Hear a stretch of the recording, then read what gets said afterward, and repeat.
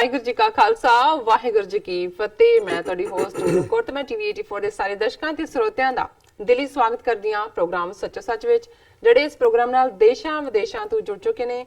Khalsa fair centre ਦੇ ਸੰਚਾਲਕ doctor Amarjit Singh ji ਰੋਜ਼ਾਨਾ ਹੀ ਤਰ੍ਹਾਂ ਸਟੂਡੀਓ ਵਿੱਚ ਮੇਰੇ ਨਾਲ ਸ਼ਾਮਲ ਨੇ। ਆਉਣ ਨਾਲ ਮਿਲ ਕੇ ਅੱਜ ਦੇ ਅਹਿਮ ਇਸ਼ੂਜ਼ ਉੱਪਰ ਗੱਲਬਾਤ ਕਰਦੇ ਹਾਂ।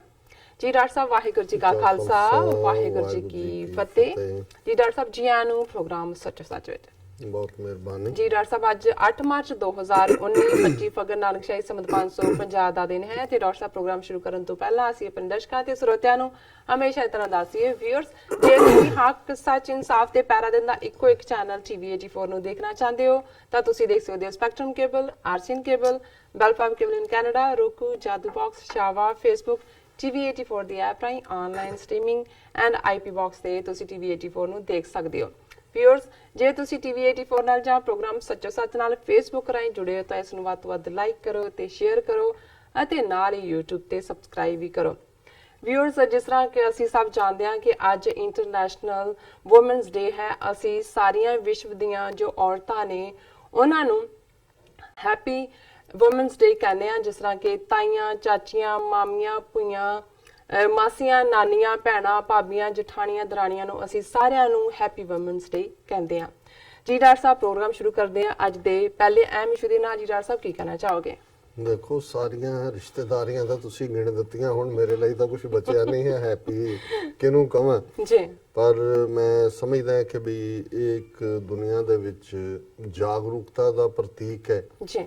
ਵੈਸੇ ਤਾਂ ਸਾਡੇ ਲਈ ਹਰ ਦਿਨ ਹੀ ਜਿਹੜਾ ਉਹ ਸ਼ੁਕਰਾਨੇ ਦਾ ਹੋਣਾ ਚਾਹੀਦਾ ਹੈ। ਆਪਣੇ ਘਰ ਤੋਂ ਸ਼ੁਰੂ ਕਰਕੇ ਸਭ ਤੋਂ ਪਹਿਲਾਂ ਆਪਣੀ ਮਾਂ, ਫਿਰ ਭੈਣ, ਵਾਈਫ, ਹੋਰ ਸਾਰੀਆਂ ਰਿਸ਼ਤੇਦਾਰੀਆਂ ਜਿਹੜੀਆਂ ਤੁਸੀਂ ਗਿਣਾਈਆਂ ਨੇ। ਬਿਲਕੁਲ। ਔਰ ਮੈਂ ਸਮਝਦਾ ਹਾਂ ਵੀ ਇਨਸਾਨੀ ਸਮਾਜ ਦੇ ਅੰਦਰ ਜਿਵੇਂ ਇੱਕ ਵਹੀਕਲ ਦੇ ਬੰਦਾ ਔਰ ਔਰਤ ਦੋ ਪਹੀਏ ਨੇ ਬਰਾਬਰ ਜੀ, ਉਸ ਰੱਥ ਦੇ, ਜਿਸ ਦੇ ਉੱਤੇ ਕਿ ਸਾਰੀ ਇਨਸਾਨੀ ਸੁਸਾਇਟੀ ਦੀ ਜਿਹੜੀ ਹੈ ਉਹ ਨੀਂਹ ਰੱਖੀ ਹੋਈ ਹੈ। ਜੀ।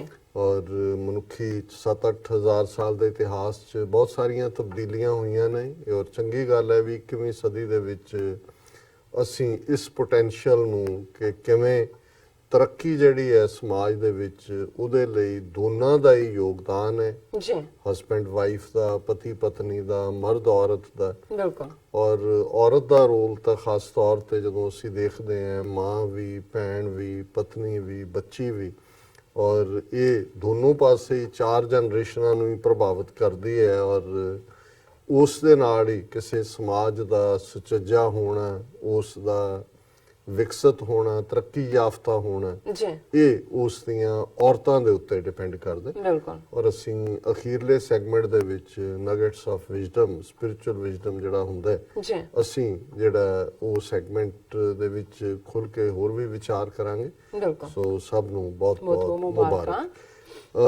ਦੂਸਰਾ, ਕਿਉਂਕਿ ਲਗਾਤਾਰਤਾ ਨਾਲ ਅਜੇ ਵੀ ਸਾਡੇ ਸਾਊਥ ਏਸ਼ੀਆ ਦੇ ਆਕਾਸ਼ ਦੇ ਉੱਤੇ, ਸਕਾਈ ਦੇ ਉੱਤੇ ਜੰਗ ਦੇ ਬੱਦਲ ਮੰਡਰਾ ਰਹੇ ਨੇ। ਜੀ।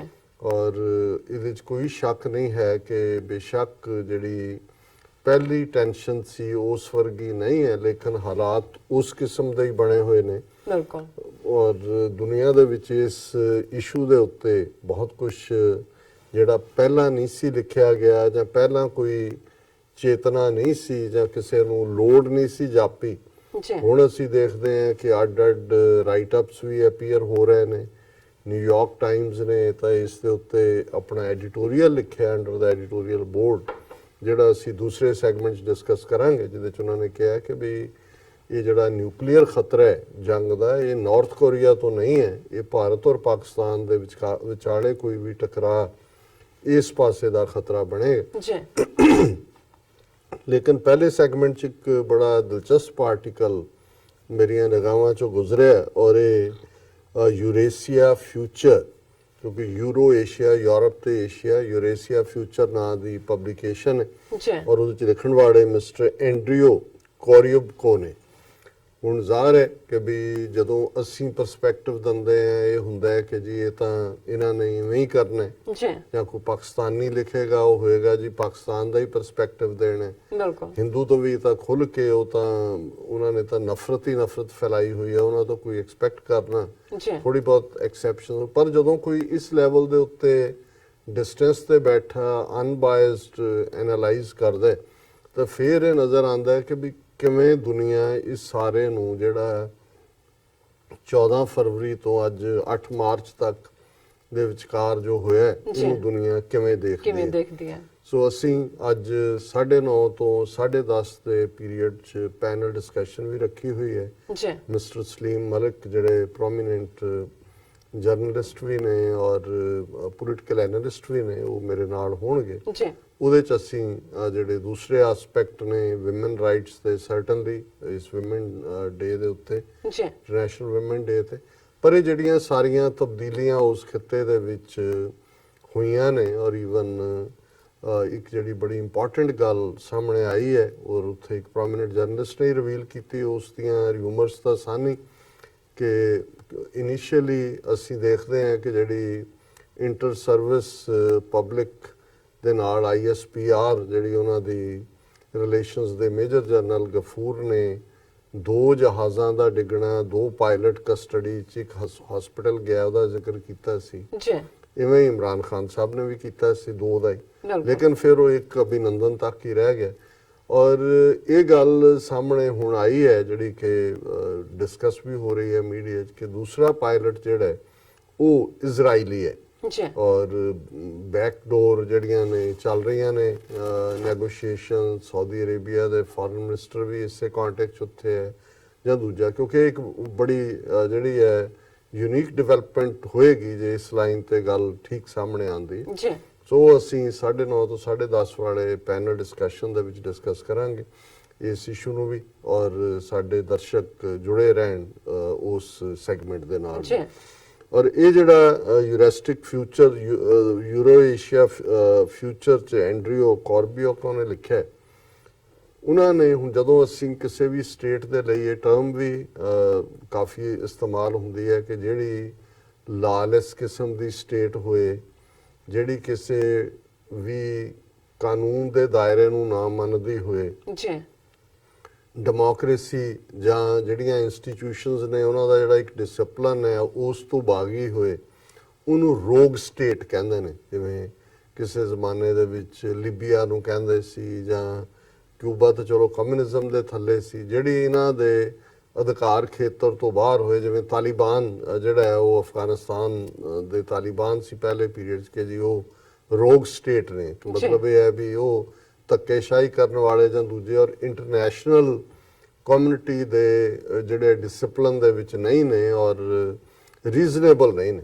ਬਿਲਕੁਲ। ਸੋ ਜ਼ਾਹਿਰ ਹੈ ਵੀ ਭਾਰਤ ਨੇ ਵੀ ਔਰ ਕਾਫੀ ਹੱਦ ਤੱਕ 9/11 ਤੋਂ ਬਾਅਦ, ਖਾਸ ਤੌਰ ਤੇ ਉਸਾਮਾ ਦੇ ਮਾਰੇ ਜਾਣ ਤੋਂ ਬਾਅਦ ਅਮਰੀਕਾ ਨੇ ਵੀ ਇਸ ਕਿਸਮ ਦੇ ਪ੍ਰਭਾਵ ਦੇਣੇ ਸ਼ੁਰੂ ਕੀਤੇ। ਇੰਡੀਆ ਦਾ ਪ੍ਰੋਪੇਗੈਂਡਾ ਵੀ ਚੱਲਿਆ, ਪਾਕਿਸਤਾਨ ਨੂੰ ਕਾਰਨਰ ਕਰਨਾ, ਟੈਰਰਿਜ਼ਮ, ਐਪੀਸੈਂਟਰ ਆਫ ਟੈਰਰਿਜ਼ਮ, ਇਹ ਉਹ ਇਸ ਕਿਸਮ ਦਾ।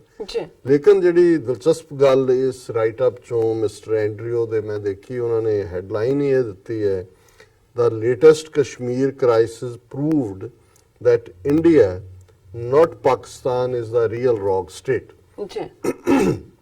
ਇਹ ਸਾਰਾ ਜਿਹੜਾ ਕ੍ਰਾਈਸਿਸ ਹੋਇਆ ਇਹਨੇ ਸਾਬਤ ਕੀਤਾ ਹੈ ਕਿ ਪਾਕਿਸਤਾਨ ਨਹੀਂ ਪਰ ਇੰਡੀਆ ਜਿਹੜਾ ਹੈ ਇਸ ਕਿਸਮ ਦੀ ਰੌਗ ਸਟੇਟ ਹੈ। ਔਰ 10 ਪੁਆਇੰਟਸ ਦੇ ਵਿੱਚ ਉਹਨਾਂ ਨੇ ਕਿਉਂਕਿ ਬਿਲਕੁਲ ਉਹਨਾਂ ਨੇ ਐਨਾਲਾਈਜ਼ ਕੀਤਾ ਜਿਵੇਂ ਕਿ ਡਿਪਲੋਮੇਸੀ 'ਚ, ਮਿਲੀਟੈਰਲੀ, ਇੰਟਰਨੈਸ਼ਨਲੀ, ਔਰ ਦੂਸਰਾ ਉਹਦੀ ਬਿਗਨਿੰਗ ਜਿਹੜੀ ਹੈ ਉਹਦੇ 'ਚ ਉਹਨਾਂ ਨੇ ਇੱਕ ਪੈਰਾਗ੍ਰਾਫ ਦਿੱਤਾ ਹੈ, the latest Kashmir crisis resulted in stunning reversal of international perceptions about India and Pakistan, whereby the self-professed world's largest democracy has now been recast as a rogue state wanting to wage a war of aggression on unproven pretexts, while the previously presumed rogue state of Pakistan has been revealed to be responsible international actor fighting to uphold the UN enshrined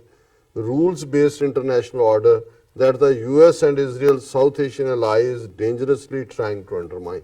ਜੀ ਉਹਨਾਂ ਨੇ ਕਿਹਾ ਜੀ ਆ latest ਜਿਹੜਾ bout ਹੈ ਇਹਨੇ ਦੱਸ ਦਿੱਤਾ ਹੈ ਵੀ ਇੰਡੀਆ ਰੋਕ ਸਟੇਟ ਹੈ ਜਿਹੜਾ ਐਵੇਂ ਬਹਾਨੇ ਦੇ ਨਾਲ ਜੰਗ ਕਰਨਾ ਚਾਹੁੰਦਾ ਹੈ ਔਰ ਪਾਕਿਸਤਾਨ ਜਿਹੜਾ ਹੈ ਉਹ ਇੰਟਰਨੈਸ਼ਨਲ ਨਾਰਮਸ ਦੇ ਥੱਲੇ ਡੈਮੋਕ੍ਰੈਟਿਕਲੀ ਔਰ ਪੂਰਾ ਜਿਵੇਂ ਲਾ ਅਬਾਈਡਿੰਗ ਸਟੇਟ ਹੁੰਦੀ ਹੈ ਉਸ ਤਰੀਕੇ ਦੇ ਨਾਲ ਉਹ ਕਰ ਰਿਹਾ ਜੀ। ਔਰ ਇਹ ਜਿਹੜਾ ਇੰਡੀਆ ਜਿਹਦੇ ਇਹ ਸਾਥੀ ਨੇ US ਔਰ ਇਜ਼ਰਾਈਲ ਇਹ ਜਿਹੜੇ ਨੇ ਉਹ ਸਾਰੇ ਐਫਰਟ ਨੂੰ ਜਿਹੜਾ ਕਿ ਪਾਕਿਸਤਾਨ ਡੈਮੋਕ੍ਰੈਟਿਕਲੀ ਕਰ ਰਿਹਾ ਉਹਨੂੰ ਅੰਡਰਮਾਈਨ ਕਰਨ ਦੀ ਕੋਸ਼ਿਸ਼ ਕਰ ਰਹੇ ਨੇ। ਜੀ ਸੋ ਅੱਗੇ ਉਹਨਾਂ ਨੇ ਕਸ਼ਮੀਰ ਦੀ ਸਟਰਗਲ ਦੀ ਗੱਲ ਕੀਤੀ ਹੈ ਵੀ ਇਹਦੇ ਨਾਲ ਕਸ਼ਮੀਰ ਪ੍ਰੋਬਲਮ ਵੀ ਹਾਈਲਾਈਟ ਹੋਈ ਹੈ ਪਰ ਮੈਂ ਜਿਹੜਾ ਉਹਨਾਂ ਦੇ 10 ਨੁਕਤੇ ਨੇ ਉਹਨਾਂ ਦੀ ਗੱਲ ਕਰਾਂਗਾ ਵੇਰਵੇ ਨਾਲ ਔਰ ਇਸੇ ਕੰਟੈਕਸਟ 'ਚ ਮੈਂ ਸ਼ਾਇਦ ਪਹਿਲਾਂ ਮੈਂਸ਼ਨ ਵੀ ਕੀਤਾ ਸੀ ਈਵਨ ਭਾਰਤੀ ਸੁਪਰੀਮ ਕੋਰਟ ਦੇ ਸਾਬਕਾ ਜਸਟਿਸ ਜੀ ਕਾਟਚੂ ਮਾਰਕੰਡੇ ਕਾਟਚੂ ਸ਼ਾਇਦ ਹਾਂ ਫਸਟ ਨੇਮ ਮਾਰਕੰਡੇ ਕਾਟਚੂ ਉਹਨਾਂ ਨੇ ਇੱਕ ਇੰਟਰਵਿਊ ਦਿੱਤਾ ਪਾਕਿਸਤਾਨ ਦੇ ਪ੍ਰੋਮਿਨੈਂਟ ਜਰਨਲਿਸਟ ਨੂੰ ਔਰ ਉਹਦੇ 'ਚ ਉਹਨਾਂ ਨੇ ਕਿਹਾ ਜੀ ਮੈਂ ਇਹ ਕਹਿ ਸਕਦਾ ਕਿ ਇਮਰਾਨ ਖਾਨ ਇੱਕ ਬਹੁਤ ਜਿਹੜਾ ਸਿਆਣਾ ਲੀਡਰ ਔਰ ਇੱਕ ਸਟੇਟਸਮੈਨ ਲਾਈਕ ਔਰ ਜਿਵੇਂ ਉਹਨੇ ਉਹ ਕਹਿੰਦਾ ਵੀ ਮੈਂ ਤਾਂ ਸਮਝਦਾ ਸੀ ਵੀ ਆਕਸਫੋਰਡ 'ਚ ਕ੍ਰਿਕਟ ਹੀ ਖੇਡਣ ਗਿਆ ਸੀ ਪਰ ਉਹਨੂੰ ਹਿਸਟਰੀ ਔਰ ਪੋਲੀਟੀਕਲ ਸਾਇੰਸ ਦੀ ਸਮਝ ਹੈ ਜਿਵੇਂ ਉਹਨੇ ਜੰਗ ਦੇ ਖਤਰੇ ਨੂੰ ਮਹਿਸੂਸ ਕੀਤਾ ਹੈ ਆਰਟੀਕੂਲੇਟ ਕੀਤਾ ਹੈ he is like a statesman ਇਹ ਜਸਟਿਸ ਕਾਟਚੂ ਕਹਿ ਰਹੇ ਉਹ ਕਹਿੰਦਾ ਵੀ ਮੈਂ ਤਾਂ ਇਹ ਰਿਕਮੈਂਡ ਕਰਾਂਗਾ ਕਿ ਉਹਨੂੰ ਇਮਰਾਨ ਖਾਨ ਨੂੰ ਨੋਬਲ ਪ੍ਰਾਈਜ਼ ਮਿਲਣਾ ਚਾਹੀਦਾ ਸੋ ਇਹ ਇੱਕ ਪਾਸੇ ਭਾਰਤ ਦਾ ਔਰ ਜਸਟਿਸ ਕਾਟਚੂ ਕੋਈ ਨੌਨਸੈਂਸ ਨਹੀਂ ਹੈ ਉਹਨਾਂ ਦੀ ਪ੍ਰੈਸ ਕਾਉਂਸਲ ਦਾ ਵੀ ਉਹ ਚੇਅਰਪਰਸਨ ਰਿਹਾ ਜੀ ਔਰ ਬਹੁਤ ਬੋਲਡ ਰਹੀ ਹਾਲਾਂ ਅਦਰਵਾਈਜ਼ ਉਹ ਅਖੰਡ ਭਾਰਤ ਦਾ ਹਾਮੀ ਹੈ ਲੇਕਿਨ ਹਿੰਦੂ ਤਵੀਆਂ ਨੂੰ ਜਾਂ ਦੂਜਿਆਂ ਨੂੰ ਉਵੇਂ ਹੀ ਵਿਰੋਧ ਹੈ ਉਹਦਾ ਇੱਕ ਆਪਣਾ ਨਜ਼ਰੀਆ ਲਾਈਫ ਬਾਰੇ ਪਰ ਇਹ ਜਦੋਂ ਮੈਂ ਉਸ ਦਾ ਕਮੈਂਟ ਦੇਖਿਆ ਮੈਨੂੰ ਲੱਗਾ ਵੀ ਜਿਹੜੀ ਗੱਲ ਅਸੀਂ ਅਬਜ਼ਰਵ ਕੀਤੀ ਜਾਂ ਕਹੀ ਈਵਨ ਉਹਨਾਂ ਦੇ ਵਿੱਚ ਵੀ ਜਿਹੜੇ ਥੋੜੇ ਬਹੁਤ ਵੀ ਇਮਾਨਦਾਰੀ ਰੱਖਦੇ ਨੇ ਉਹ ਇਹ ਮਹਿਸੂਸ ਕਰਦੇ ਨੇ ਕਿ ਵੀ ਇਮਰਾਨ ਖਾਨ ਨੇ ਜੰਗ ਨੂੰ ਟਾਲਣ ਦੇ ਵਿੱਚ ਬਹੁਤ ਵੱਡਾ ਰੋਲ ਅਦਾ ਕੀਤਾ ਔਰ ਇਹ ਜਿਹੜੇ ਹਿੰਦੂ ਤਵੀ ਨੇ ਉਹ ਅੱਜ ਵੀ ਮੱਚ ਕੇ ਉਸ ਕਿਸਮ ਦਾ ਹੀ ਮਾਹੌਲ ਦੁਬਾਰਾ ਸਿਰਜਣ ਜਾ ਰਹੇ ਨੇ ਸੋ ਉਹਨਾਂ ਨੇ ਜਿਹੜੇ 10 ਨੁਕਤੇ ਦਿੱਤੇ ਨੇ ਪਹਿਲਾ ਪਾਕਿਸਤਾਨ ਰਿਸਪੌਂਡਡ ਪ੍ਰੋਪੋਰਸ਼ਨੇਟਲੀ ਟੂ ਇੰਡੀਆ ਪ੍ਰੋਪੋਰਸ਼ਨ ਹੁੰਦਾ ਅਨੁਪਾਤ ਜਿੰਨਾ ਕੁ ਭਾਜੀ ਮੋੜਨਾ ਜਿਹਨੂੰ ਕਹਿੰਦੇ ਨੇ ਵੀ ਜਿੰਨਾ ਕੁ ਚਾਹੀਦਾ ਉਨਾ ਕੀ many commentators previously presumed that Pakistan lacked the conventional capabilities to respond tit for tat to India because of the numerical mismatch between their two militaries and the defense budget funding them. But Pakistan proved just how wrong such superficial comparisons are when it responded proportionately and even managed to down at least one of India's planes. ਉਹਨਾਂ ਨੇ ਕਿਹਾ ਜੀ ਜਿਹੜੇ ਪਹਿਲਾਂ ਬਹੁਤ ਸਾਰੇ commentator ਸੀ ਉਹ ਸਮਝਦੇ ਸੀ ਕਿ ਹੁਣ ਪਾਕਿਸਤਾਨ ਦੇ ਕੋਲ ਰਵਾਇਤੀ ਹਥਿਆਰਾਂ ਦੇ ਨਾਲ ਭਾਰਤ ਦਾ ਟਿਟ ਫॉर ਟੈਟ ਅਦਲੇ ਦੇ ਬਦਲੇ ਵਾਲਾ ਨਹੀਂ ਹੈ ਕਿਉਂਕਿ ਭਾਰਤ ਦਾ ਜਿਹੜੀ ਹੈ ਗਿਣਤੀ ਵੀ ਵੱਡੀ ਹੈ ਉਹਨਾਂ ਦਾ ਬਜਟ ਵੀ ਵੱਡਾ ਹੈ ਫੌਜ ਵੀ ਵੱਡੀ ਹੈ ਪਰ ਪਾਕਿਸਤਾਨ ਨੇ ਉਹਨਾਂ ਨੂੰ ਗਲਤ ਸਾਬਤ ਕੀਤਾ ਨਾ ਸਿਰਫ ਉਹਨਾਂ ਨੇ ਉਸੇ ਹੀ ਪ੍ਰਪੋਰਸ਼ਨ ਜਵਾਬ ਦਿੱਤਾ ਬਲਕਿ ਉਹਨਾਂ ਨੇ ਘੱਟੋ ਘੱਟ ਭਾਰਤ ਦਾ ਇੱਕ ਜਹਾਜ਼ ਜਿਹੜਾ ਉਹਨੂੰ ਡਾਊਨ ਕੀਤਾ ਹਾਲਾਂਕਿ ਇਹਦੀ ਹੁਣ ਗਿਣਤੀ 2 ਔਰ ਪਾਇਲਟ ਵੀ 2 ਦਾ ਜ਼ਿਕਰ ਹੋ ਰਿਹਾ ਦੂਸਰਾ ਪਾਰਟ ਉਹਨਾਂ ਨੇ ਕਿਹਾ ਕਿ ਪਾਕਿਸਤਾਨ ਪ੍ਰੀਐਮਪਟਿਵਲੀ ਪ੍ਰੀਵੈਂਟਡ ਐਨ MH17 like false flag attack ਹੁਣ MH17 ਕੀ ਸੀ ਇੱਕ ਮਲੇਸ਼ੀਅਨ ਜਹਾਜ਼ ਸੀ ਜਿਹੜਾ ਐਮਸਟਰਡਮ ਤੋਂ ਕੋਲਾਲੰਪੁਰ ਜਾ ਰਿਹਾ ਸੀ ਔਰ ਇਹ ਗਾਇਬ ਹੋ ਗਿਆ ਔਰ 283 ਬੰਦੇ ਉਹਦੇ ਵਿੱਚ ਮਾਰੇ ਗਏ ਔਰ ਇਹ ਹੋਇਆ ਕਿ ਮਿਸਾਈਲ ਨੇ ਮਾਰਿਆ ਕਿਨੇ ਮਾਰਿਆ ਪਰ ਇਹਨੂੰ ਇੱਕ ਫਾਲਸ ਫਲੈਗ ਲਾਈਕ ਸੀ ਉਹਦੇ 'ਚ ਕੀ ਸੀ ਕੌਣ ਇਹਦੇ ਪਿੱਛੇ ਜ਼ਿੰਮੇਵਾਰ ਹੈ ਅੱਜ ਤੱਕ ਇਹ ਫੈਕਟ ਸਾਹਮਣੇ ਨਹੀਂ ਆਏ ਔਰ ਨਾ ਹੀ ਉਸ ਦਾ ਜਹਾਜ਼ ਦਾ ਕੁਝ ਮਿਲਿਆ ਸੀ ਸੋ ਜਦੋਂ ਪਾਕਿਸਤਾਨ ਨੇ ਆਪਣਾ 에ਅਰ ਸਪੇਸ ਇੰਡੀਆ ਲਈ ਬੰਦ ਕੀਤਾ ਤੇ ਇੰਡੀਆ ਨੇ ਇਹੋ ਜਿਹਾ ਹੀ ਕੁਝ ਕਰਨਾ ਸੀ ਔਰ ਜੰਗ ਦਾ ਬਹਾਨਾ ਬਣਾਉਣਾ ਸੋ ਇਹਨਾਂ ਨੇ ਜਿਹੜਾ ਮਿਸਟਰ ਐਂਡਰਿਊ ਕਹਿੰਦੇ ਨੇ ਕਿ by preemptively closing down its airspace to civilian airlines during the climax of Kashmir crisis, Pakistan prevented India from staging an MH17-like false flag attack and blaming it on Islamabad in order to ratchet up the international pressure against its adversary, which prudently contributed to the forthcoming de-escalation that later unfolded. ਕਿ ਪਾਕਿਸਤਾਨ ਨੇ ਸਿਆਣਪ ਕੀਤੀ ਕਿ ਆਪਣਾ air space ਬੰਦ ਕੀਤਾ ਜੀ। ਔਰ MH17 ਵਰਗਾ ਫਾਲਸ ਫਲੈਗ ਅਟੈਕ ਜਿਹੜਾ ਹੈ ਉਹਨਾਂ ਨੇ ਅਵੋਇਡ ਕੀਤਾ। ਤੀਸਰਾ ਨੁਕਤਾ ਉਹਨਾਂ ਨੇ ਕਿ ਕਿਉਂ ਇੰਡੀਆ ਹੁਣ ਰੌਕ ਸਟੇਟ ਹੈ, ਪਾਕਿਸਤਾਨ ਨਹੀਂ। The Pakistan Navy detected and deterred an Indian submarine's infiltration attempt, once again contradicting the international experts who never expected that the Pakistani military could ever pose a challenge to the Indian counterpart.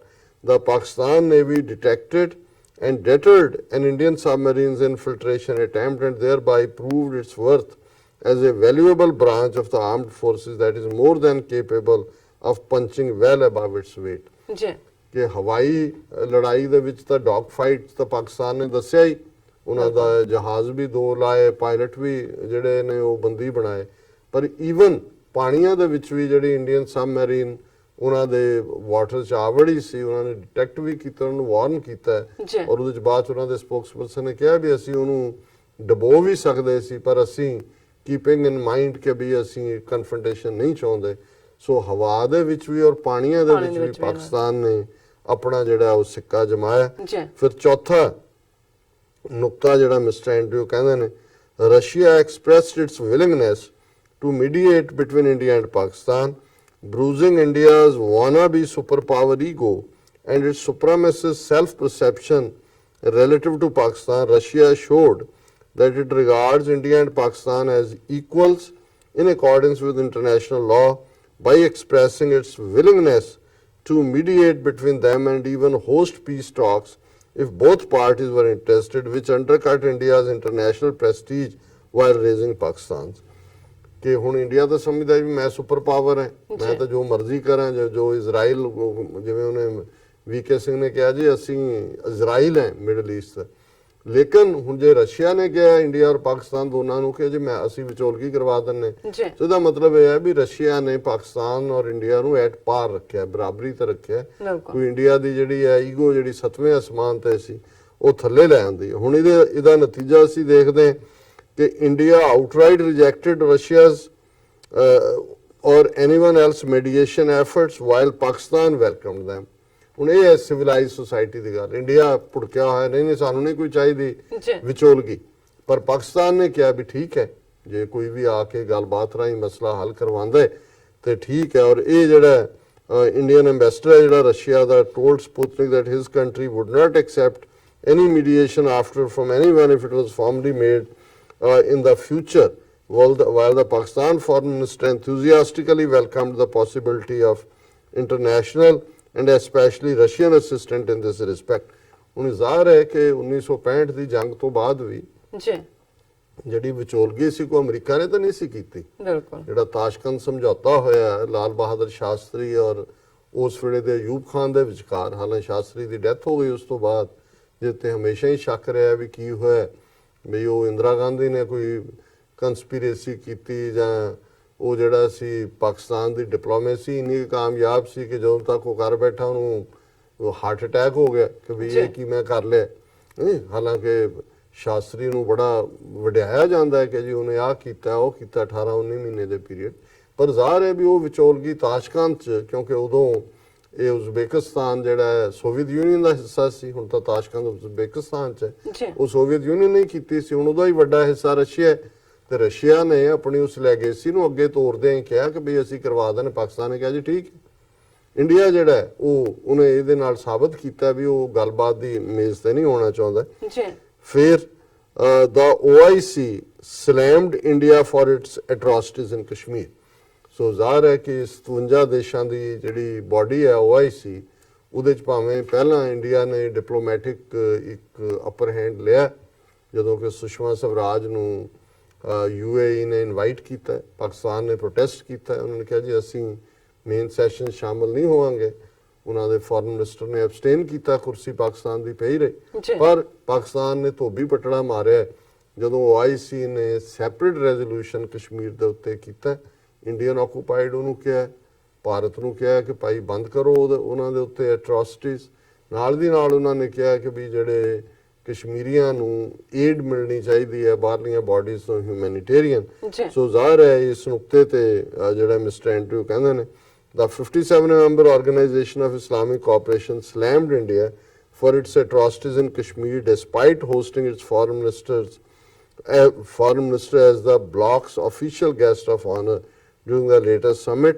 So ਇਹ ਸਾਰਾ ਜਿਹੜਾ ਉਹਨਾਂ ਨੇ message ਦਿੱਤਾ ਹੈ international ਮੁਸਲਿਮ community ਵੱਲੋਂ, rest of humanity ਵੱਲੋਂ ਕਿ ਵੀ ਇਹ ਤੁਹਾਡੀ ਐਕਸੈਪਟੇਬਿਲਿਟੀ ਨਹੀਂ ਹੈ ਤੁਹਾਡੇ ਜ਼ੁਲਮਾਂ ਦੀ।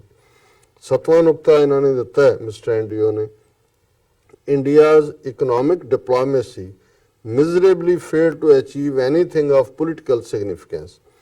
India had hitherto assumed that billions of dollars worth of deals that it signed with Russia and the Gulf states would eventually lead to them politically supporting it when the need arose. Yet, New Delhi's economic diplomacy failed to get Moscow to compromise on its joint anti-terrorist and Afghan-related interests with Islamabad, just as it failed to get the OIC to sell out its co-confessionals in Kashmir. ਉਹਨੇ ਕਿਹਾ ਜੀ ਵੀ ਭਾਰਤ ਨੇ ਜੇ Russia ਤੋਂ ਹਥਿਆਰ ਖਰੀਦ ਰਹੇ ਨੇ, ਮਿਡਲ ਈਸਟ 'ਚ ਇਨਵੈਸਟਮੈਂਟ ਜਾਂ ਦੂਜਾ ਤੀਜਾ, ਉਹ ਇਹੀ ਸਮਝਦੇ ਸੀ ਕਿ ਜੀ ਇਕਨੋਮਿਕਲ ਅਸੀਂ ਡਿਪਲੋਮੇਸੀ ਕਰ ਰਹੇ ਹਾਂ, ਜਦੋਂ ਸਾਨੂੰ ਪੋਲੀਟੀਕਲੀ ਲੋੜ ਹੋਏਗੀ ਇਹ ਸਾਡੇ ਨਾਲ ਆ ਕੇ ਖਲੋਣਗੇ। ਪਰ ਇੰਡੀਆ ਨੂੰ ਕੋਈ ਵੀ ਇਸ ਮੁੱਦੇ ਦੇ ਉੱਤੇ ਹਮਾਇਤ ਨਹੀਂ ਮਿਲੀ। ਰਾਦਰ OIC ਨੇ ਕਸ਼ਮੀਰ ਤੇ ਰੈਜ਼ੋਲੂਸ਼ਨ ਕਰਕੇ ਦੱਸਿਆ ਕਿ ਉਹ ਆਪਣੇ ਹਮ ਮਜ਼ਹਬਾਂ ਨਾਲ ਖੜੇ ਨੇ, ਤੁਹਾਡੇ ਨਾਲ ਨਹੀਂ। 8ਵਾਂ ਨੁਕਤਾ, Prime Minister Khan's consistent peacemaking versus PM Modi's incessant warmongering, ਕਿ ਇਮਰਾਨ ਖਾਨ ਬਾਰ-ਬਾਰ ਅਮਨ ਦੀ ਗੱਲ ਕਰ ਰਹੇ ਨੇ ਔਰ ਮੋਦੀ ਬਾਰ-ਬਾਰ ਜੰਗੀ ਜਨੂਨ ਆਪਣਾ ਦੱਸ ਰਹੇ। ਔਰ ਉਹਦੇ ਚ ਉਹਨਾਂ ਨੇ ਕਿਹਾ ਕਿ ਵੀ the contrast between Pakistani and Indian prime ministers could be clearer both in the context of latest Kashmir crisis and in the months-long run-up to it, because Prime Minister Khan's consistent peacemaking statements were the complete opposite of PM Modi's incessant warmongering ones and proved that Pakistani leader was behaving much more responsibly than the Indian one. ਅਸੀਂ ਪਹਿਲਾਂ ਹੀ discuss ਕੀਤਾ ਹੈ ਕਿ ਜੇ justice Katju ਇਹ ਕਹਿੰਦੇ ਨੇ ਕਿ ਜੀ ਨੋਬਲ ਪ੍ਰਾਈਜ਼ ਮਿਲਣਾ ਚਾਹੀਦਾ, ਹੀ ਇਜ਼ ਅ ਸਟੇਟਸਮੈਨ, ਔਰ ਇਹ ਸਾਰੇ ਜੰਗ ਇਸ ਤੋਂ ਵੱਡੀ ਹੋਰ ਕੀ ਟ੍ਰਿਬਿਊਟ ਜਦੋਂ ਦੁਸ਼ਮਣ ਦੇ ਖੈਮੇ ਚੋਂ ਕੋਈ ਤੁਹਾਡੀ ਤਾਰੀਫ ਕਰੇ। ਸੋ ਜ਼ਾਹਿਰ ਹੈ ਕਿ ਇਹਦੇ ਚ ਇਮਰਾਨ ਖਾਨ ਵਰਸਸ ਮੋਦੀ, ਉਹ ਜਿਵੇਂ ਇੱਕ ਸਾਡੇ ਦਰਸ਼ਕ ਨੇ ਲਿਖਿਆ ਸੀ ਕਿ ਕਿੱਥੇ ਕੱਪ ਜਿੱਤਣ ਵਾਲਾ ਕੈਪਟਨ, ਕਿੱਥੇ ਕੱਪ ਧੋਣ ਵਾਲਾ। ਸੋ ਜ਼ਾਹਿਰ ਹੈ ਵੀ ਇਹ ਇਸ ਪੀਰੀਅਡ ਚ ਇਹੀ ਜਿਹੜਾ ਸਟੇਟਸ ਉਹ ਐਸਟੈਬਲਿਸ਼ ਹੋਇਆ। 9th, Indian media exposed for being military proxies। ਬਿਲਕੁਲ ਹੁਣ ਤੱਕ ਇੰਡੀਆ ਜਦੋਂ ਪਾਕਿਸਤਾਨ ਬਾਰੇ ਕਹਿੰਦਾ ਰਿਹਾ ਕਿ ਜੀ ਉੱਥੇ ਤਾਂ ਫੌਜ ਚਲਾਉਂਦੀ ਹੈ ਜੀ, ISI ਚਲਾਉਂਦੀ ਹੈ, ਮੀਡੀਆ ਵੀ ਸਾਰਾ, ਔਰ ਪਾਕਿਸਤਾਨ ਦਾ ਜਿਹੜਾ ਥਰਾਈਵਿੰਗ ਮੀਡੀਆ ਹੈ ਉਹਨਾਂ ਨੇ ਬਹੁਤ ਰਿਸਟ੍ਰੇਨ ਦਿਖਾਇਆ ਇਹ ਸਾਰੇ ਕ੍ਰਾਈਸਿਸ। ਇਮਰਾਨ ਖਾਨ ਨੇ ਵੀ ਜੇ ਪਾਇਲਟ ਨੂੰ ਛੱਡਣ ਦਾ ਫੈਸਲਾ ਕੀਤਾ ਨੈਸ਼ਨਲ ਅਸੈਂਬਲੀ ਚ ਆ ਕੇ ਕਿ ਵੀ ਇਹ ਜਿਹੜੀ ਜਮਹੂਰੀਅਤ ਦੀ ਇੰਸਟੀਟਿਊਸ਼ਨ ਹੈ ਔਰ ਹਰ ਇੱਕ ਨੂੰ ਜਿਹੜਾ ਉਹ ਆਪਣੇ ਭਰੋਸੇ ਚ ਲਿਆ, ਆਪੋਜੀਸ਼ਨ ਨੂੰ ਵੀ। ਸੋ ਜ਼ਾਹਿਰ ਹੈ ਕਿ ਉੱਥੇ ਜਿਹੜਾ ਭਾਰਤੀ ਮੀਡੀਆ ਹੈ ਉਹਨੇ ਤਾਂ ਸਵਾਏ ਨਫ਼ਰਤ ਔਰ ਜ਼ਹਿਰ, ਮੈਂ ਅੱਜ ਹੀ ਕਹਿ ਰਿਹਾ ਸੀ, ਮੈਂ ਕਿਹਾ ਜੀ ਗੱਲ ਉਹ ਨਹੀਂ ਹੈ ਵੀ ਉਹਨਾਂ ਨੇ ਜਿਹੜਾ ਉਹ ਅੱਗ ਉਗਲਦੇ ਨੇ, ਉਹ ਤਾਂ ਤੰਦੂਰ ਉਗਲਦੇ ਨੇ, ਤੰਦੂਰ ਸੁੱਟ ਰਹੇ ਨੇ, ਇੰਨੀ ਅੱਗ ਦੇ ਪੜਾਕੇ ਜਿਹਨੂੰ ਕਹਿੰਦੇ ਨੇ ਪਾਏ ਹੋਏ ਨਫ਼ਰਤ ਦੀ ਅੱਗ ਦੇ।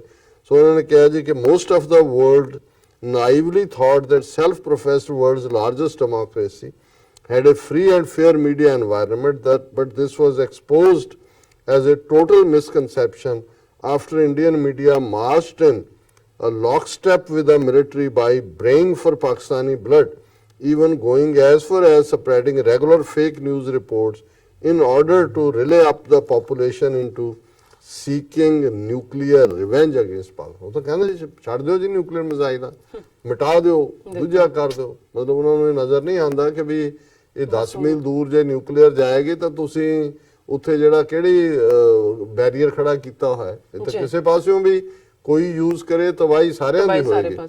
ਔਰ ਅਖੀਰਲਾ ਉਹਨਾਂ ਨੇ ਜਿਹੜਾ ਨੁਕਤਾ ਦਿੱਤਾ ਹੈ ਮਿਸਟਰ ਐਂਡਰਿਓ ਨੇ, democracy debunked. India staked the bulk of its international reputation on being regarded as the world's largest democracy. But this untrue notion was decisively debunked by none other than its own government after the ruling party's finance minister scandalously implied that the opposition's dissent is treasonous, all because they questioned the authorities' claims after no proof was ever presented to support them. ਉਹਨਾਂ ਨੇ ਕਿਹਾ ਜੀ ਕਿ ਵੀ ਹੁਣ ਤੱਕ ਭਾਰਤ ਜਿਹੜਾ ਆਪਣਾ ਸੌਦਾ ਵੇਚਦਾ ਸੀ ਦੁਨੀਆ 'ਚ ਜੀ ਕਿ ਅਸੀਂ ਦੁਨੀਆ ਦੀ ਸਭ ਤੋਂ ਵੱਡੀ ਜਮਹੂਰੀਅਤ ਹੈ, ਪਰ ਉਹਨਾਂ ਦਾ ਆਪਣਾ ਫਾਈਨੈਂਸ ਮਿਨਿਸਟਰ, ਕੱਲਾ ਫਾਈਨੈਂਸ ਨਹੀਂ ਸਾਰੇ ਹੀ, even ਵੀਕੇ Singh deputy foreign minister ਨੇ ਵੀ ਕਿਹਾ ਜੀ ਕਿ ਵੀ ਇਹਨਾਂ ਨੂੰ ਤਾਂ ਗੋਲੀ ਮਾਰ ਦੇਣੀ ਚਾਹੀਦੀ ਹੈ ਜਿਹੜੇ ਵੀ ਸਵਾਲ ਕਰਦੇ ਨੇ ਕਿ ਜੀ ਸਬੂਤ ਦਿਖਾਓ ਜੀ ਜਾਂ ਸਾਨੂੰ ਜਿਹੜਾ ਪ੍ਰੂਫ ਮੰਗਦੇ ਨੇ ਵੀ ਇਹ ਤਾਂ ਇਜ਼ਰਾਈਲ ਵਾਂਗ ਜਿਹੜਾ ਇਹਨਾਂ ਨੂੰ ਚੁੱਪ ਕਰਾ ਦੇਣਾ ਚਾਹੀਦਾ। ਸੋ ਡੈਮੋਕ੍ਰੇਸੀ ਕਿੱਥੇ ਹੈ? ਪਾਕਿਸਤਾਨ ਦੇ ਵਿੱਚ ਇੱਕ ਇੱਕ ਸਟੈਪ ਜਿਹੜਾ ਲਿਆ, ਮੀਡੀਆ ਨੇ ਵੀ ਪੁੱਛਿਆ, ਬਿਲਕੁਲ ਲੋਕਾਂ ਨੇ ਵੀ ਪੁੱਛਿਆ ਵੀ ਦੱਸੋ ਕੀ ਹੈ, ਔਰ ਹਰ ਵਾਕਿਆ ਤੋਂ ਫੌਰਨ ਬਾਅਦ ਇਮਰਾਨ ਖਾਨ ਮੀਡੀਆ ਦੇ ਸਾਹਮਣੇ ਆਏ, ਸਟੇਟਮੈਂਟ ਦਿੱਤੀ। ਇੱਥੇ 48 ਘੰਟੇ ਮੋਦੀ ਤੋਂ ਲੈ ਕੇ ਥੱਲੇ ਤੱਕ ਸਭ ਲੱਭੇ ਹੀ ਨਹੀਂ, ਆਪਣਾ ਝੂਠ ਜਿਹੜਾ ਹੈ ਉਹ ਮੀਡੀਆ ਰਾਹੀਂ ਵੇਚਦੇ ਰਹੇ। ਸੋ ਜ਼ਾਹਰਾ ਤੌਰ ਦੇ ਉੱਤੇ ਮੈਂ ਸਮਝਦਾ ਵੀ ਇਹ ਜਿਹੜੀ ਪਰਸੈਪਸ਼ਨ ਇਹਨਾਂ ਨੇ ਆਪਣੀ ਡੈਮੋਕ੍ਰੇਸੀ ਦੀ ਔਰ ਪਾਕਿਸਤਾਨ ਨੂੰ ਰੋਗ state, Appy centre of terrorism ਇਹ ਉਹ ਬਣਾਈ ਹੋਈ ਸੀ, ਜੀ ਇਹ ਸਾਰੇ ਦਾ ਜਿਹੜਾ ਉਹ ਮਿਥ ਬਸਟ ਕਰ ਦਿੱਤਾ ਉਹਨਾਂ ਨੇ। ਔਰ 2 ਜਹਾਜ਼ ਤਾਂ ਉਹਨਾਂ ਨੇ ਸੁੱਟੇ ਤੇ ਹੁਣ ਇੱਕ ਬੀਕਾਨੇਰ ਦੇ ਵਿੱਚ ਮਿਗ ਫੇਰ ਇੰਡੀਆ ਦਾ ਡਿੱਗ ਪਿਆ, ਜੀ ਔਰ ਹੁਣ ਕਹਿੰਦੇ ਨੇ ਕਿ ਜੀ ਵਿੱਚ ਇੱਕ ਨਿੱਕਾ ਪਰਿੰਦਾ ਵੜ ਗਿਆ ਕਿ ਪੰਛੀ, ਔਰ ਉਹਨੇ ਹੀ ਜਹਾਜ਼ ਸੁੱਟਤਾ ਮਿਗ। ਸੋ ਮੈਂ ਸੋਚਦਾ ਵੀ ਇਹ ਜਿਹੜਾ ਪਰਿੰਦਾ ਹੈ ਇਹ ISI ਦਾ ਹੋਏਗਾ ਕਿ ਵੀ ਉਹਨਾਂ ਨੇ ਟ੍ਰੇਨਡ ਕਰਕੇ ਜਿਹੜਾ ਉਹਨੂੰ ਭੇਜਿਆ ਕਿ ਵੀ ਤੂੰ ਇਹ ਨਾ ਮਿਗ ਦੇ ਆਲੇ ਦੁਆਲੇ ਕੰਮ ਕੇ ਫਿਰ ਮਿਗ ਦੇ ਮੂੰਹ 'ਚ ਵੜ ਜਾਣਾ, ਔਰ ਉਹਦੇ ਇੰਜਣ ਦੋਨੋਂ ਹੀ ਜਾਮ ਹੋ ਗਏ ਔਰ ਉਹ ਥੱਲੇ ਡਿੱਗ ਪਏ।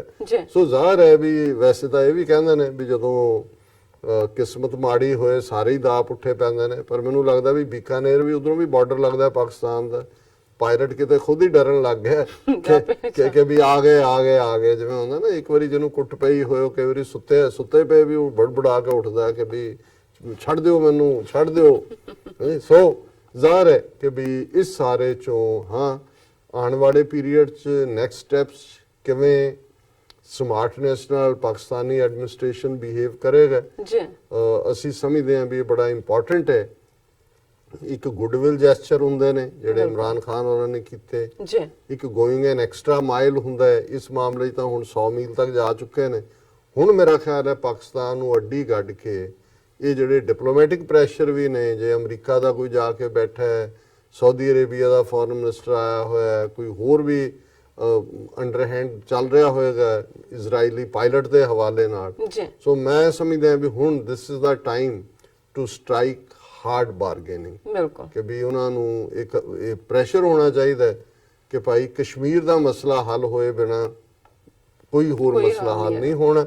ਔਰ ਸਭ ਤੋਂ ਪਹਿਲਾਂ ਜਿਹੜਾ UN ਸਿਕਿਉਰਿਟੀ ਕਾਉਂਸਲ ਦੇ ਰੈਜ਼ੋਲੂਸ਼ਨ ਨੇ ਕਸ਼ਮੀਰ ਦੇ ਵਿੱਚ ਲਾਗੂ ਕਰਵਾਓ ਔਰ ਫਿਰ ਅਗਲੀ ਗੱਲ ਕਰਦੇ ਹਾਂ। ਜੀ ਡਾਕਟਰ ਸਾਹਿਬ ਤੁਹਾਡਾ ਬਹੁਤ ਬਹੁਤ ਸ਼ੁਕਰੀਆ। ਤੁਸੀਂ ਮਿਸਟਰ ਐਂਡਰੀਅਲ ਦੀਆਂ ਜੋ ਆਰਟੀਕਲ ਸੀ ਉਸ ਵਿੱਚ ਜੋ ਨੁਕਤੇ ਸੀ ਉਸ ਤੁਸੀਂ ਸਾਡੇ ਦਰਸ਼ਕਾਂ ਨਾਲ ਸਾਂਝੇ ਕੀਤੇ, ਤੁਹਾਡਾ ਬਹੁਤ ਬਹੁਤ ਸ਼ੁਕਰੀਆ। ਇੱਥੇ ਲੈਣੇ ਬ੍ਰੇਕ ਪੇਜ ਤੋਂ ਪਹਿਲਾਂ ਅਸੀਂ ਆਪਣੇ ਦਰਸ਼ਕਾਂ ਤੇ ਸਰੋਤਿਆਂ ਨੂੰ ਦੱਸ ਦਈਏ, ਜਿਸ ਤਰ੍ਹਾਂ ਕਿ ਸਾਡੇ ਜੋ ਪ੍ਰੋਗਰਾਮ ਆਉਂਦੇ ਨੇ ਸੱਚੋ ਸੱਚ ਪ੍ਰੋਗਰਾਮ, ਉਸ ਦਾ ਟਾਈਮ ਅਸੀਂ ਤੁਹਾਨੂੰ ਦੱਸਣਾ ਚਾਹੁੰਦੇ ਹਾਂ 7:30 ਤੋਂ ਲੈ ਕੇ 9 ਵਜੇ ਤੱਕ। ਜੋ ਪੰਜਾਬੀ ਖਬਰਾਂ ਹੁੰਦੀਆਂ ਨੇ ਉਸ ਦਾ ਵੀ ਟਾਈਮ ਤੁਹਾਨੂੰ ਦੱਸਣਾ ਚਾਹੁੰਦੇ ਹਾਂ 9 ਵਜੇ ਤੋਂ ਲੈ ਕੇ 9:30 ਵਜੇ ਤੱਕ। ਜੋ ਸਪੈਸ਼ਲ ਇੰਟਰਵਿਊਜ਼ ਹੁੰਦੀਆਂ ਨੇ ਉਸ ਦਾ ਟਾਈਮ ਹੈ 9:30 ਵਜੇ ਤੋਂ ਲੈ ਕੇ 10 ਵਜੇ ਤੱਕ। ਇਹ ਤਿੰਨੋਂ ਪ੍ਰੋਗਰਾਮ ਤੁਸੀਂ ਫੇਸਬੁੱਕ ਤੇ ਜਾ ਕੇ ਲਾਈਵ ਦੇਖ ਸਕਦੇ ਹੋ, ਆਪਣੀ ਰਾਏ ਤੇ ਕਮੈਂਟ ਵੀ ਸਾਨੂੰ ਭੇਜ ਸਕਦੇ ਹੋ ਉੱਤੇ, ਐਂਡ YouTube ਤੇ ਜਾ ਕੇ TV84 ਦੇ ਚੈਨਲ ਤੇ ਵੀ ਤੁਸੀਂ ਇਹ ਤਿੰਨੋਂ programme every day Monday through Friday ਦੇਖ ਸਕਦੇ ਹੋ। ਔਰ ਅਸੀਂ ਇਹ ਵੀ ਚਾਹਾਂਗੇ ਕਿ ਤੁਸੀਂ TV84 ਦੇ ਚੈਨਲ ਨੂੰ ਵੱਧ ਤੋਂ ਵੱਧ ਸਬਸਕ੍ਰਾਈਬ ਕਰੋ। ਅਸੀਂ ਤੁਹਾਨੂੰ ਅਪੀਲ ਕਰਨੀ ਚਾਹੁੰਦੇ ਹਾਂ ਕਿ ਤੁਸੀਂ TV84 ਦੀ ਵੱਧ ਤੋਂ ਵੱਧ ਮਾਈਕ ਸਹਾਇਤਾ ਕਰੋ। ਤੁਸੀਂ ਆਪਣੀ ਮਾਈਕ ਸਹਾਇਤਾ ਸਾਡੀ ਵੈਬਸਾਈਟ tv84.tv ਤੇ ਜਾ ਕੇ ਪੇਪਲ ਦੀ ਵਰਤੋਂ ਕਰਕੇ ਵਨ ਟਾਈਮ ਡੋਨੇਟ ਕਰ ਸਕਦੇ ਹੋ, ਮੰਥਲੀ ਡੋਨੇਟ ਵੀ ਕਰ ਸਕਦੇ ਹੋ। ਤੁਸੀਂ TV84 ਦੇ ਨਾਮ ਤੇ ਚੈੱਕ ਬਣਾ ਕੇ ਸਾਨੂੰ ਮੇਲ ਵੀ ਕਰ ਸਕਦੇ ਹੋ ਸਾਡੇ ਇਸ ਪਤੇ ਤੇ 36-01 37th Avenue, Long Island City, New York 11101 USA, ਜਾਂ ਫਿਰ ਤੁਸੀਂ ਸਾਨੂੰ ਫੋਨ ਰਾਹੀਂ ਵੀ ਸੰਪਰਕ ਕਰ ਸਕਦੇ ਹੋ ਸਾਡੇ ਫੋਨ ਨੰਬਰ ਤੇ 5164060694।